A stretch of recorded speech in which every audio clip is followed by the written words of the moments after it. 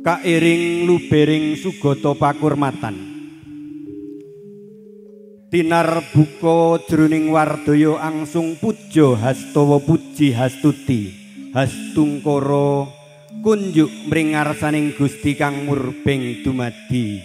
mugi sedaya rahayu. Assalamualaikum warahmatullahi wabarakatuh.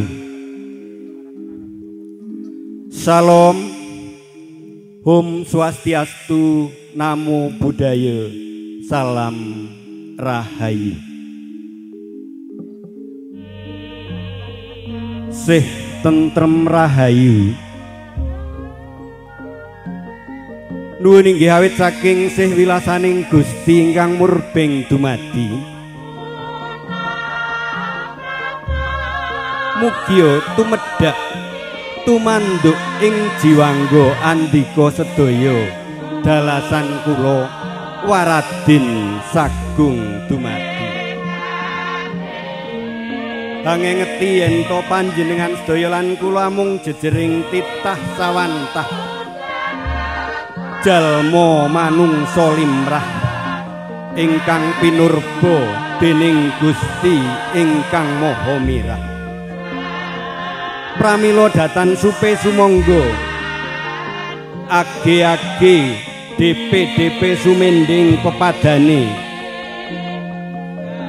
tafakur amuji syukur alhamdulillah berkah dalem Gusti. Nuwun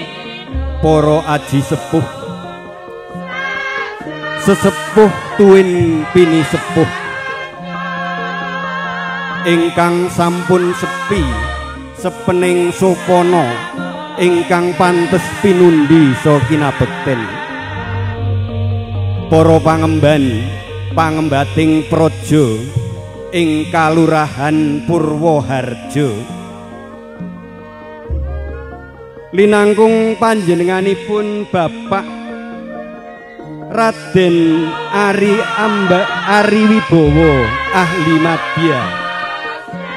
miwah para mitra pakaryanipun minggahipun para satriyaning negari ingkang minangka pandam-pandoming kawula dasih ingkang tuhu sinudarsana para pangarsaning agami suci ingkang rinten dalu tansah handuduk handudah hanggulung sarta hanggelar wewarah utami werdining kitab suci minangka panuntun kiblating panembah gesang sejati ingkang tuhu mahambek dharma minulyeng budi pantes tinulat-tinulodo kadang besan sutresna miwah baraya ageng trah Bapak Yohanes Mustar dalah Ibu Sisilia Supiati ingkang pidalem wonten ing Perum Taman Raya Rajek Tangerang Blok A nomor 22 ingkang satuhu kula hormati sumrambah sanggya para pilenggah muda wreda ingkang tuhu asih sutresna nuwun amit sewu linepatna ing deduka tinebihna ing saru siku dendaning Gusti kang Maha Kawasa anggulang tepang anggladi wanuh kepareng nderek tetepangan kula pun susanto sayuk karya kalayan melod dekorasi lan persewaan tenda saking Wiyu Kembang Nanggulan Sentul audio sound system Sendang Mulya miwah umumua salon lan sanggarias temanten saking Deksa Banjararum Kulon Progo kepareng marak ngabiyantara kinarya mundi dawuh timbalanipun ingkang hamengku gati nuwun inggih Bapak Andreas Maryono sekalian Ibu Anastasia Sumarni pinurih handherekaken lumadosing adicara wiwahan prasaja ngunduh temanten ing ari enjang punika tumbu boten kesupen saking ingkang hamengku gati ngaturaken sambramastuti pambagya sugeng rawuh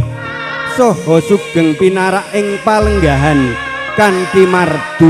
mardikaning penggalih ngantos sak paripurnaning wiwahan prasaja ing enjang punika wondene menggah urut reroncening adicara ingkang sampun rinantam dening kula wangsa pambuka hangrenggani adicara ingkang urut sepisan tumuli sowanipun temanten kekalih minangka adicara ingkang hangrenggani urut kalih atur puja pambagya harja yuwana hangrenggani adicara urut 3 lung tinampining putra temanten minangka adicara urut sekawan lan adicara ingkang pungkasan nuwun inggih panutup sangyaning para tamu kakung miwah putri ingkang tuhu winantu ing pakurmatan mekaten menggah urut reroncening adicara wiwahan prasaja ing enjang punika ing pramila keparenga lenggah ing palenggahan kanthi mardukan ning penggalih sinambi hanengga putra temanten kekalih anggenipun hangelus wadana hanglulur sarira miwah hangadi busana paripurna